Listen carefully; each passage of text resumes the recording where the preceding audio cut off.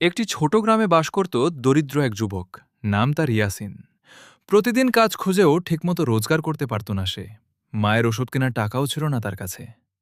একদিন জুমার নামাজ শেষে মসজিদের বাইরে বসে সে চুপচাপ কাঁদছিল। ঠিক তখনই একজন বৃদ্ধ লোক তার পাশে এসে বসল। বৃদ্ধ লোকটি বলল, বাবা, কেন কাঁদছ? ইয়াসিন সব খুলে বলল। বৃদ্ধ লোকটি পকেট থেকে মাত্র ১০০ টাকা বের করে দিল। ইয়াসিন অবাক হয়ে বলল, এতে কি হবে? বৃদ্ধ হেসে বললেন, আল্লাহর পথে ছোট দানও পাহাড় সমান হয়ে ফিরে আসে। বাজারে যাওয়ার পথে ইয়াসিন দেখল এক ক্ষুধার্ত ছোট ছেলে খাবারের দিকে তাকিয়ে আছে। তার নিজের কাছে মাত্র ১০০ টাকা ছিল। তবুও সে ছেলেটির জন্য খাবার কিনে দিল। নিজে না খেয়েই বাড়ি ফিরে গেল।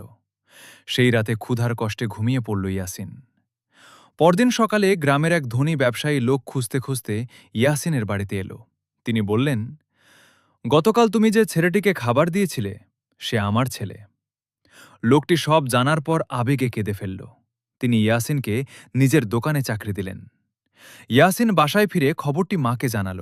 তার মা চোখে পানি নিয়ে বললেন, বাবা, মানুষের জন্য যা করো আল্লাহ তা কখনো নষ্ট করেন না।